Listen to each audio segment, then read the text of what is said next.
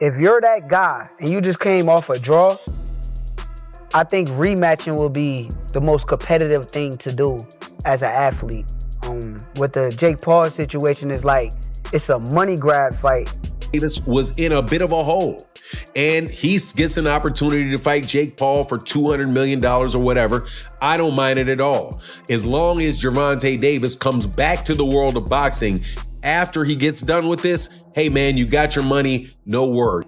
The fight is drawing near as Jake Paul and Gervonta Davis push themselves in intense training for their highly anticipated clash. Jake focuses on enhancing his power and size, while Tank hones his speed and knockout precision. Both camps remain fully committed, and the tension rises as fans eagerly follow every move, witnessing the I don't get it. Yeah. This Santa Cruz out here to catch. Dig down, let it burn, baby, let it burn. Come on. Mind over matter, son. Mind over matter. This is the blues I'm Ain't nobody doing no shit like this. Come in the desert. He trying to stay away from the desert. He come in. Shakur Stevenson shared his thoughts on the growing trend of unconventional boxing matchups. He suggested that while fights like Jake Paul versus Gervonta Davis offer little real value to the sport, a bout such as Floyd Mayweather against Mike Tyson holds a different significance. In his opinion, both Mayweather and Tyson are legends with already secured legacies, so stepping back into the ring for financial reasons shouldn't be seen as damaging to boxing. Stevenson emphasized that these events evoke nostalgia for fans and don't undermine the sport in the same way celebrity style is. For the sport of boxing. I mean, I feel like in Floyd and Tyson situation is different than Jake Paul and Buddy. I feel like with Floyd and Tyson, it's like, okay, y'all deserve it. Y'all legends, y'all paid homage, y'all did the most for the sport of boxing already. So you deserve a big payday and be cool. I'm cool with it. I like it. But with Jake and Buddy, I feel like Buddy is a participate in the sport of boxing right now, and he just came off a draw his last fight. So if you're a real champion and top level guy that you say you are, which I think you are too, I think you're the truth. But if you're that guy and you just came off a draw, I think rematching will be the most competitive thing to do as an athlete. With the Jake Paul situation, is like it's a money grab fight. So to me, it's like some WWE shit. Do you think it choke out? Like, I mean, okay, so he gets this fight with Jake. His value goes up. No, it doesn't. You don't? It don't? Not in the sport of boxing. You don't think it may. The demand more because he's, you know, because when we looked at the was a Floyd and just hypothetical. You know, we speak hypotheticals at time, right? You go in there and that big ass nigga knock him the fuck out. I'm just saying hypothetical. Go in there and knock Tank the fuck out. That big ass nigga being Jake Paul. Yes. Okay, just knock him the fuck out. Because he's bigger than him. Yeah. For one. By chance, it is a fight. I think the thing is with Buddy and Jake fight, I feel like it's two sides of me with it. Because from a competitive aspect and me being the mentality that I got, I feel as though I probably would have done a rematch. But then from a business aspect, if I would have done the rematch and I did not win the fight, the Jake Paul fight will be a lot less money and a lot less lucrative. So, you think so? From a business aspect, I understand that anybody that with a business mind probably would have took that fight for as much money as it was. So I'm a realist. Like, I ain't gonna just bash, bro. UFC President Dana White gave a candid reaction when asked about the proposed fight between Jake Paul and Gervonta Davis. White stated that very few fans were truly excited for the matchup but acknowledged that it could actually benefit Davis. Davis had been experiencing public scrutiny and challenges outside the ring, which had slowed his momentum, and Jake Paul entered with a financial offer during this vulnerable period. White noted that, while the event is being mocked, it could provide Davis with exposure and earnings when he needs them most. He surprised many further by suggesting that Jake Paul could realistically defeat Davis, not because of superior boxing skills, but due to sheer physicality. White highlighted Paul's size, strength, and reach advantages, while Davis, despite his power, is smaller and used to facing lighter opponents. According to White, the fight's outcome would hinge less on boxing ability and more on whether Davis could overcome Paul's overwhelming natural Jake Paul to beat Gervonta Davis. This is not a fight that I'm excited for at all. I would rather have Gervonta Davis fighting in a real boxing match against the likes of Lamont Roach, Shakur Stevenson, Keyshawn Davis, Emmanuel Navarrete, anybody that is in the 135-pound division and around. That's where I want to see Gervonta Davis fight. However, we live in a world where everybody is trying to do things as big as possible. And the biggest fights possible right now, unfortunately for the sport of boxing, is an exhibition fight between Jake Paul and Gervonta Davis. So, I do like it for this reason, though. I like it because it is allowing Gervonta Davis to have a fight that is going to be big and that the mainstream media is going to have to cover, the mainstream media outside the world of boxing. Gervonta Davis has been, without a doubt, blocked, having venues blocked, having fighters, having other promoters paying fighters away to go different directions from Gervonta Davis. So Gervonta Davis was in a bit of a hole. And he gets an opportunity to fight Jake Paul for $200 million or whatever. I don't mind it at all. As long as Gervonta Davis comes back to the world of boxing after he gets done with this, hey man, you got your money, no worries. But you gotta love Dana White having the audacity to pick Jake Paul. Former world champion Pauli Malignaggi shared his candid thoughts on the possibility of Terence Crawford facing Jake Paul. While he praised Crawford as an elite fighter with one of the best skill sets in modern boxing, he warned that size differences can sometimes outweigh technical mastery. Malignaggi noted that history has often shown smaller champions struggling when moving up too much in weight. He stressed that Jake Paul's natural frame, combined with his raw punching power, could pose serious challenges for Crawford despite his superior technique. For Malignaggi, the concern isn't about talent but physical limits. Boxing remains a sport where size, strength, and durability play a critical role. He suggested that even a highly skilled and adaptable fighter like Crawford could face extreme risks when matched against someone significantly larger, proving that skill alone cannot always overcome size. I think Davis is more to lose because he's the bona fide world champion. I don't care if he's much smaller. I think Jake Paul has sort of plateaued as far as where his boxing is concerned. It's rather low level. Yeah. He's big, he's physical, he's strong, he can hit. So there is that risk. Davis, at lightweight, you're in a moment where it's too physical for you. You can clinch. Against the heavyweight, where you clinching? You ain't getting out of that corner just clinching anymore if you run out of space. You know what I mean? So it's interesting. But Davis, listen, there's a lot of talking points that I'm sure we'll get into when this gets closer to the fight. Davis can still punch at lightweight. Can he drop a heavyweight? There's a lot to gain there, right? If Davis knocks the answer is yes. If Davis drops Jake on his ass, as much as Davis is the one with more to lose, it's still a highlight moment. A visual that will stay forever. Yeah, but if you get dropped, even if you're smaller, you're still a world champion, multiple weight classes. If you get dropped, what's the look? What's the feel? On the inside, as boxers, me and Chris Algieri, the champ, even you, Jimmy, you have fight experience, so we know that the risk is a big guy that big hits you. You're probably going down if you're a small guy if he hits you clean. So we know the risk, but how does it look to the public eye who don't understand that? You know what I mean? The public. So there is a lot to lose, though. There's a bit to gain. I wouldn't necessarily have an issue with this had Davis's career arc been one that benefited boxing. Davis was manufactured and put into a position where he's supposed to benefit boxing, and I don't think he has. I think he's hurt boxing. So by giving him this reward, that's my problem. Why are we watching this? Why don't you make him earn his spot that he still hasn't earned, mind you? Analysts reported that organizers had to make a major adjustment when the originally selected venue refused to host the highly publicized matchup. Local officials reportedly viewed it as more of a circus than a legitimate sporting contest, leading to a complete rejection.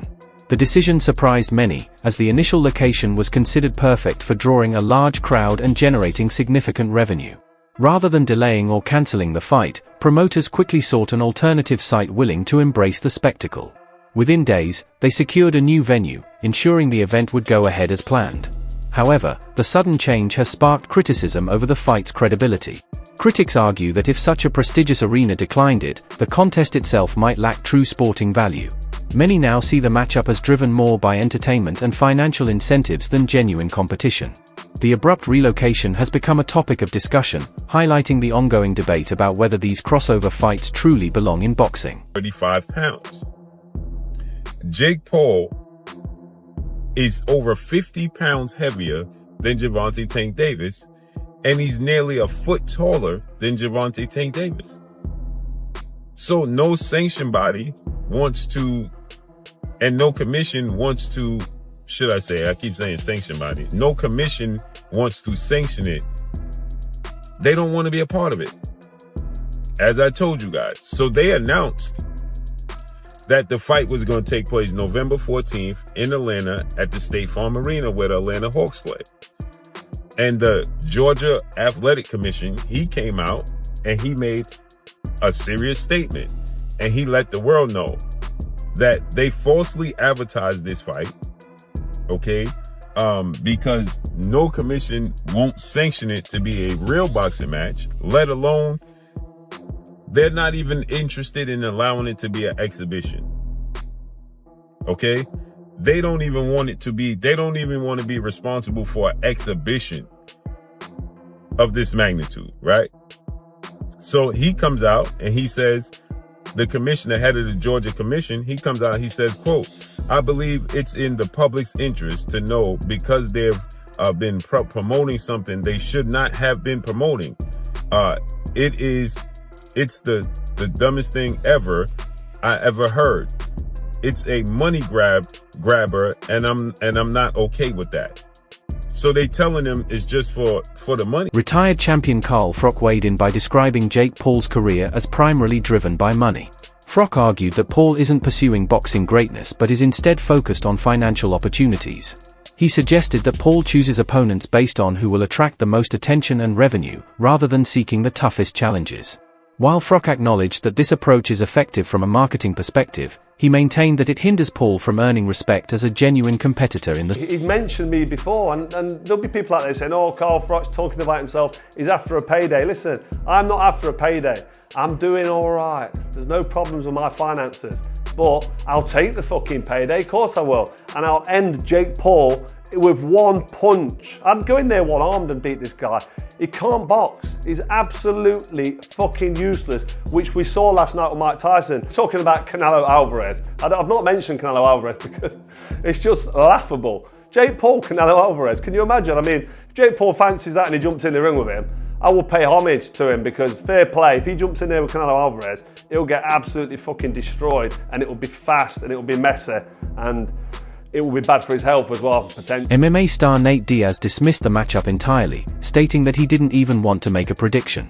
In his view, the bout isn't a genuine contest but a spectacle aimed at generating pay-per-view sales. He criticized boxing's current direction, arguing that relying heavily on these manufactured events harms the sport's credibility. Diaz emphasized that such fights focus on profit rather than competition, and for that reason, he cannot regard them as serious sporting events. I gotta ask you, Jake Paul versus Gervonta Davis. Does Davis have a chance? Fuck no. Gervonta is a great boxer, but he ain't gonna be. So you got Jake Paul by knockout, or? No, I don't got anybody, but I don't think he's just too small. It's just I don't want to beat up somebody that small. I don't want to, you know what I'm saying? What do you think of the fight? I don't want to lose to somebody that. There's no point in the fight. It's a great fight, actually. You think I'm not hating on the fight, but I think my thoughts on it is let's watch and see what happens. Ryan Garcia said that boxing's turning into WWE. Yeah, with that type of matchup. What do you agree? Last thing, White House card, like he said, you want Conor McGregor? Yeah, but the whole thing's at WWE. So it's like, at least that's happening and it's getting something to talk about, something to watch. And I'm looking forward to that fight, actually. One of the most debated aspects of the proposed matchup between Jake Paul and Gervonta Davis is the stark difference in their size and physical attributes. Jake Paul, who has faced larger opponents and naturally carries significantly more weight, holds a clear advantage in height, reach, and overall frame. In contrast, Gervonta Davis is a 5'5" fighter who typically competes around 130 pounds, thriving in divisions where his explosiveness and punching power make him a feared competitor. Against opponents of similar size, Davis's ability to close the distance and deliver fight-ending shots has been his trademark strength. However, when facing someone as large and physically imposing as Paul, doubts arise about whether his power would be enough to level the playing field. Analysts express concern that Davis might struggle to get inside without taking punishing shots from the much bigger Paul, whose size allows him to control range more effectively. The debate often returns to whether skill and speed can overcome such a significant physical disadvantage. While some fans believe Davis's explosiveness gives him a chance, many argue that the sheer size gap could make this fight far more dangerous than competitive. Holy shit, Jake Paul versus Tank Davis is actually happening. What the f is going on? I guess Tank is going broke because that's the only justifiable reason you ruin your legacy against a guy like Jake Paul. And yes, I do think Jake Paul is going to win. Tank Davis is a much better boxer and has crazy power, but he's 5'5", 130. That power is not going to carry over against someone who is 6'1", 210. And it's not like Jake is bad. Yes, his fights are boring. He says he's going to step in the ring and sleep his opponents, but the only people who end up sleeping are the audience. Mike Tyson fight. But at the end of the day, he's a big guy with power who's training boxing full time, and he has beaten some legitimate competition. Woodley, Nate Diaz, Anderson Silva, Mike Perry had a competitive fight with Tommy Fury. But it's crazy how particular Jake has to be when selecting his opponents. They have to have enough clout to be interesting, enough skill to be taken seriously as a threat, but at the same time have clear weaknesses and disadvantages that Jake and his team can exploit to win. Now that he's fighting an elite boxer, he has to fight someone 7 weight classes down. I mean, Tank could win if he makes Jake do a very aggressive weight cut, but I just don't see that happening. I got Jake by 3rd round TKO. He should put me on the co-main event and allow me to fight Francis Ngannou. That would be an easy first round knockout for myself. Fans and analysts have voiced frustration over the growing prominence of unusual fights in recent years. The proposed matchup between Jake Paul and Gervonta Davis serves as a prime example of this concerning trend. Rather than emphasizing meaningful contests that crown new champions or resolve rivalries, promoters increasingly focus on spectacles that blur the line between sport and entertainment. Critics argue that this shift undermines boxing's traditions and disappoints purists, who expect competitive matchups that showcase the best talent instead of events designed primarily for media attention. So breaking news, Jake Paul will be taking on Tank Davis in the exhibition on November 15th in Atlanta, Georgia, live on Netflix. And this is crazy for multiple reasons. One, they have a huge size difference. Tank Davis, he's a lightweight, normally fights at 135 pounds. And Jake Paul, he's a cruiserweight, usually fights at 200 pounds. So there's a good 60 to 65 pound difference here. It could also mean that Tank Davis is no longer interested in competing for titles anymore and is cashing out of boxing. You know, there's been a lot of talks that Tank is nearing retirement this year, and he was supposed to rematch Lamar Roach after their first fight went to a draw. But instead of chasing the Roach rematch, instead he takes the Jake Paul fight for money. So maybe this is Tank's last, or one of his last fights. And same for Jake Paul. He just got ranked number 14 at cruiserweight after beating Julio Cesar Chavez Jr. So he's supposed to be fighting other ranked contenders or top guys at cruiserweight, but instead he's taking a money fight. But I do expect these two to go after each other. Even though it is an exhibition, I don't think it'll just be some boring sparring match. I do think they'll try a decent amount. But Tank, obviously, is a lot more skilled. Jake, he has a lot more size. But you guys let me know who you... An analyst examining the rise of the Paul brothers noted that their strategy has always focused on maximizing attention. He explained that Logan and Jake pay little mind to critics, as every controversy only generates more interest. Whether celebrated or ridiculed, they dominate conversations by creating polarizing events. From this perspective, their choice of opponents is driven less by boxing accomplishments and more by the potential for headlines. The analyst argued that the brothers' ability to remain in the spotlight is the key factor sustaining their presence in the sport, regardless of fan criticism. Like blockbuster events. They don't look at them as sporting events. They look at them as spectacle. I mean, Logan's in the fucking WWE, for God's sake. That's the way they look at it. And that's the way Jake looks at these kind of events. He does, because he's fighting Gervonta Davis. Into any sports, hardcore, competition, morale, effort, legacy, hierarchy-minded sports person, none of it makes any sense. Because we go, well, no, Gervonta is not in Jake's weight class. What does that prove? We do sport to prove who's better at sport, not with inherent advantages or disadvantages or XYZ. Logan, and I guess Jake for that matter, look at these like, we want to get the most eyes possible regardless of what people say. And I think that Logan and Jake both believe this because of the disadvantages we came into the sport with. If we are to do better than people expected, or if we're able to win or knock someone out, then we're better, which is not true because there's massive disadvantages on the other end. I would say that outweigh the disadvantages on their end, at least Jake's end. The way they market these things and act like if I beat Gervonta, I'm better, or if Logan was like, I beat Floyd and I'm the best boxer in the world when Floyd wasn't the best boxer when Logan fought him, and also it was a 60-pound weight difference. Like, the way they categorize and narrative shape around it is